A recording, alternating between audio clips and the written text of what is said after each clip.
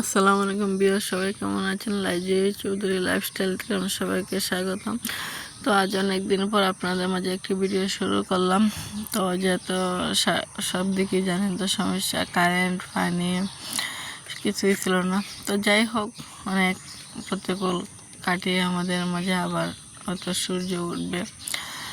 আসলে আমাদের বৃষ্টির দরকার আর রৌদ্র দরকার, ব্যালেন্স করে চলতে হয়। কিন্তু যেহেতু বৃষ্টিটাই বেশি হইতাছে তো কিছু করা নাই, লাইফ তো চলতেই হবে। অনেকের কৃষকের হতে হয়েছে, কৃষকের জন্য কষ্ট লাগতেছে।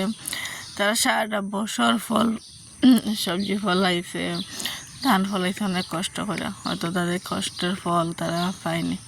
তো আজ অনেকদিন পর আসলাম আপনাদের মাঝে, তাও ছাদে বসে ভয়েস করতেছি। অনেক পাখির কোলাহল, আসলে পাখির কোলাহলটার শব্দটা খুবই ভালো লাগতেছে। আপনাদের কেমন লাগবে তা আমি জানি না, একটু নয়েজ করে নেবেন। জি, ভালো না লাগে জানাবেন। আমার খুব ভালো লাগে এই পাখির ডাকটা, সকালে ভোরবেলা সাইডের দিকে কিচির মিচির। তো অনেক ভোরবেলা আপনাদেরকে বয়স দিয়েছি যে এখানে ছাদে এসে বসলাম। তো আপুরা ভাইয়ারা, আমার ভিডিওটা যে ভালো লাগে একটু দেখবেন, লাইক কমেন্ট করবেন। আপনাদের কমেন্টে আমার একটা ভিডিও দেখার অনুপ্রেরণা যোগায়, বানাতে যোগায়। তো এই তো আজ অনেক দিন পর যেহেতু আসলাম, তো আপনাদের সবাই সুস্বাস্থ্য কামনা করি। আর আমার জন্য দোয়া করবেন, আমি যেন ভালোভাবে সুস্থভাবে বাঁচতে পারি, মৃতর মতন যেন বেঁচে না থাকতে হয়। তো সকাল হয়ে গেছে, নাস্তা খাইলাম। তো একটু মেয়েকে নিয়ে পড়াইলাম, পরে স্কুলে পাঠিয়ে দিলাম। আর আমরা যেহেতু মা বলেন, গৃহিণী বলেন, সংসার বলেন, যাই বলেন, আমাদের তো এক বস্তা দায়িত্ব থাকে।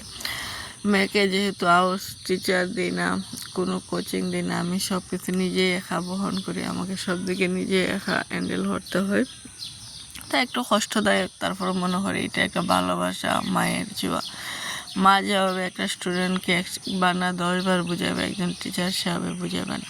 আর আমাদের বাংলাদেশের লেখাপড়ার কী অবস্থা বলবো, আসলে আমাদেরই কপাল মন্দ। আমরা বাংলাদেশে জন্মগ্রহণ করছি, আমাদের শিক্ষা ব্যবস্থা খুবই বাজে, যা বলার মতন না। তারপরে ধৈর্য ধরে পড়াইতেছি। আসলে আমার তো তেমন তফিক নেই বাইরের দেশে পাঠাবো, পড়ালেখা করাবো। আর যারা ধরেন হায়ার ক্লাস আছে তারা তো বিদেশ পাঠাই দিচ্ছে, ইংলিশ মিডিয়ামে ভর্তি করে রাখছে, তাদের তো লাইফ উজ্জ্বল। তো আমাদের বাচ্চারা কী হবে তা জানি না, তাদের ভবিষ্যৎ অন্ধকার মনেই হইতেছে।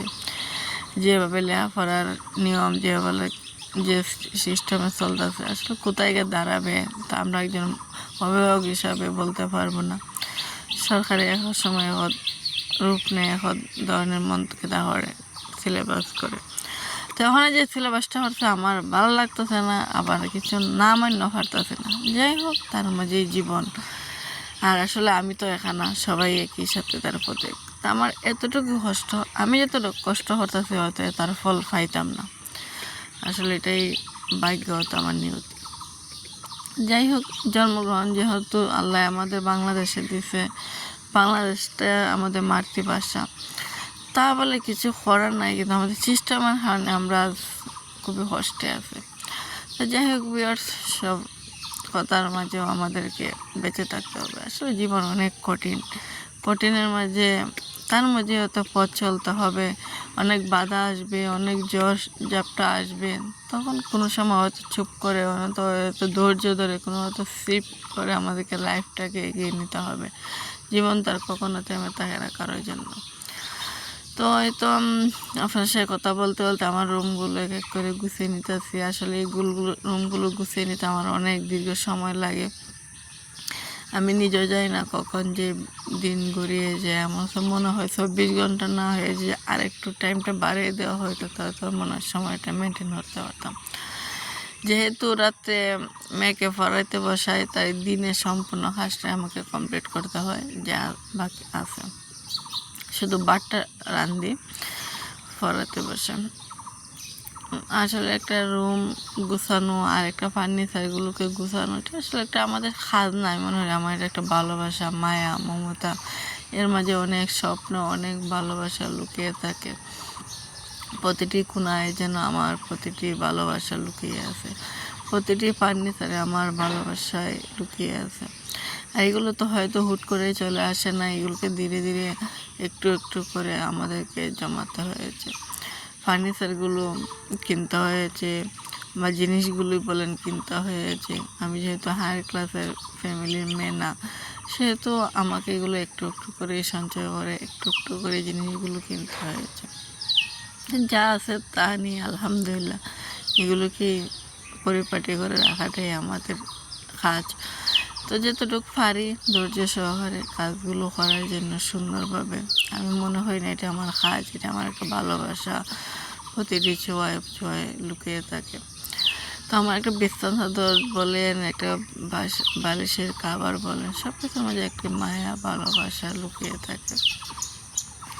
বৃষ্টির কারণে সিঁড়ি বলেন নিচ যাই বলেন এত খারাপ অবস্থা ছিল, এইগুলোকে পরিষ্কার করা হয়েছে 2-3 দিনে।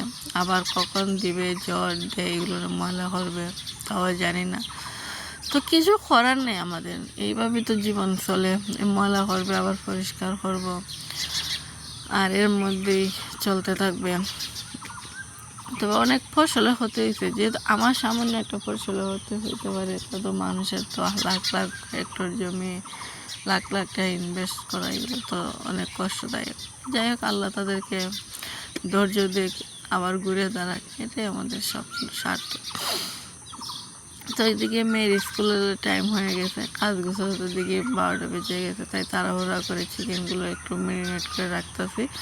আর চিকেন ফ্রাই যেহেতু একটু ম্যারিনেট করে রাখতে হয়, তাহলে আর তো বুঝে নিই এটা দীর্ঘ একটু প্রসেসিং লাগে, আধা ঘন্টা অন্তত ম্যারিনেট করে রাখাটা প্রয়োজন হয় আমার মনে হয়, তাই না কে কতটুকু রাখে।